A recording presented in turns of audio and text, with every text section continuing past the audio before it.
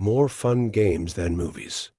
This is Trailer Told, a YouTube channel in the world. Thank you for clicking. Subscriptions are a huge boost. Rated M for mature. I've been making games for about 30 years. And making this kind of game has always been a dream for me.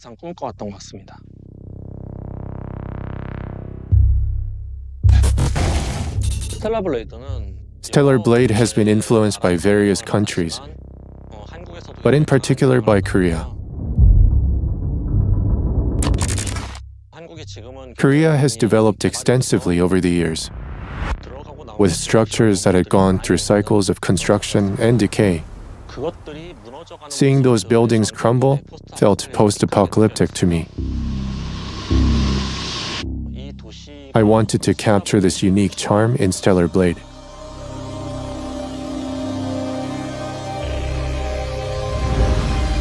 Even in the darkest times, it's always safe to bet on human survival instinct. In the game, you will encounter a city called Zion, a place frozen in time. Zion is the last city of humanity on Earth. Aesthetically, Zion really stands out, but I felt sympathy for the NPCs living there. They live in a very challenging and unfortunate environment.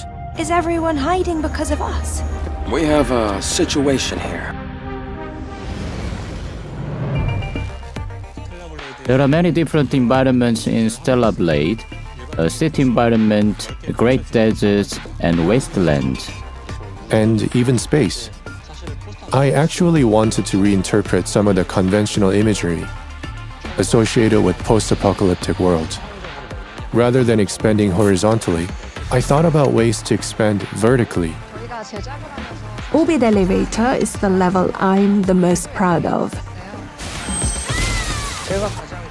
My favorite area of the game is the Matrix. I love maze-like environments, so that area is by far my favorite. Personally, my favorite stage is the subway section. It's a map where you delve deep into the underground.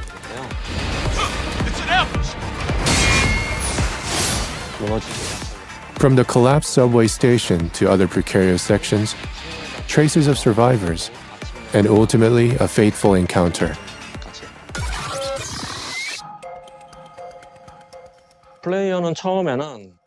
At the beginning of the game, players navigate a somewhat linear map. However, the moment you encounter survivors on the surface, the world expands significantly. This is the largest land I've ever seen in my life. And yet danger lurks around every corner. And you can find yourself in a world where you can go anywhere.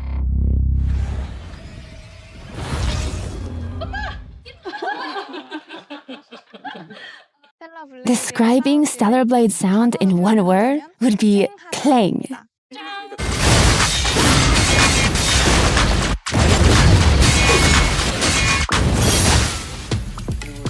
Parrying is a crucial element of our combat system.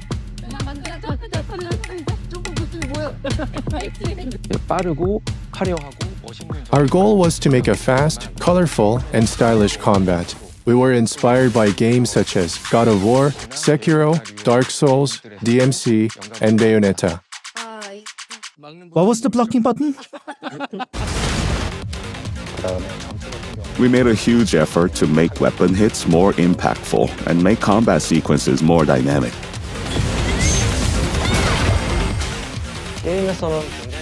In the game, the accurate trajectory of the weapon and the position of the opponent are crucial. We did our best to precisely align these elements to convey the feeling of the sword penetrating the opponent accurately. These are cases where, depending on the situation, I might cut through or sever an enemy's body using a sword.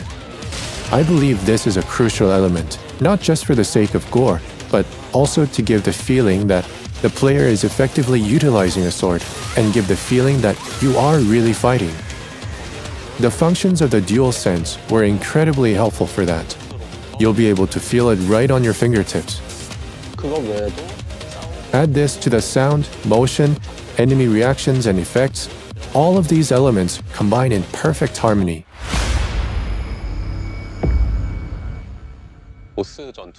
I can't wait for players to encounter the boss battles. All the excitement, all the awe, it all combines into our boss battles. There are at least 3 boss monsters per map. Stellar Blade's bosses have a variety of appearances and a variety of attack styles. You need to figure out a monster's pattern and fight accordingly.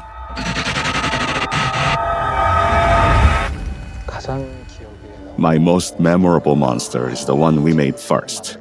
His name is Gigas. He's a gorilla-shaped monster. At first, he had only a few skills, but we added many more while developing the combat system. The reason why I like Starker the most is because he's the first monster that made me feel that I'm doing a good job with the scripting. Out of all of them, he's the best. Fantastic finish. There is a monster called Abaddon that players will meet early on in the game. Everyone in the studio had a competition to see who could defeat this boss first. Okay, let's do this. Adam, get back!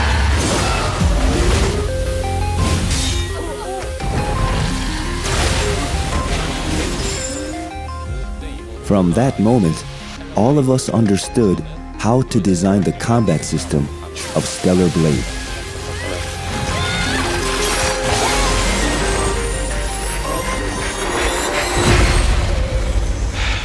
Things will only get harder.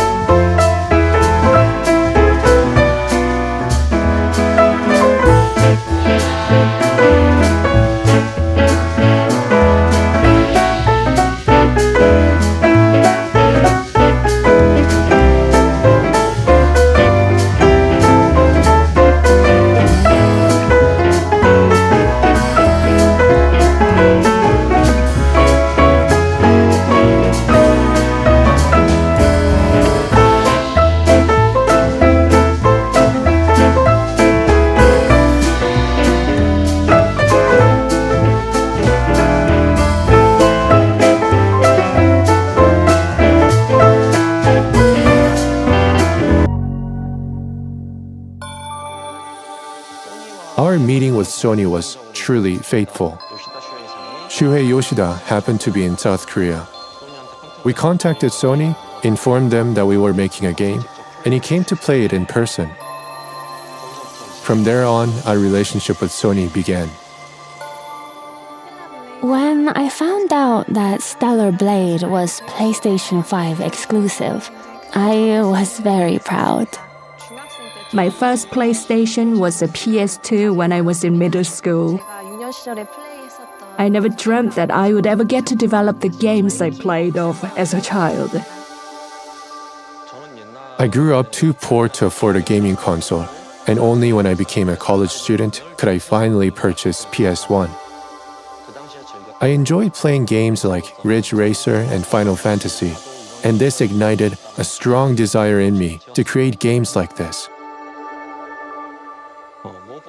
In Korea, there are not many opportunities to create console games, so there is a strong desire to make good games for global users.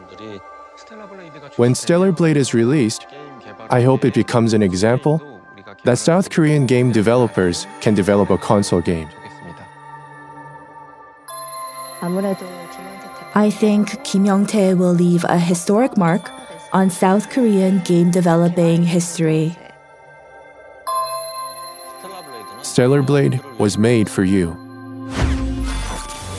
If you are a player who enjoys single-player console games, you will know how much the developers love the culture and how much they put their love and hearts into it.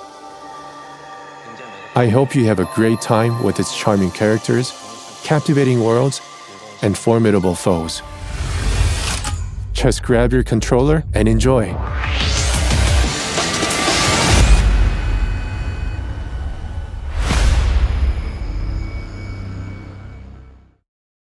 ステーション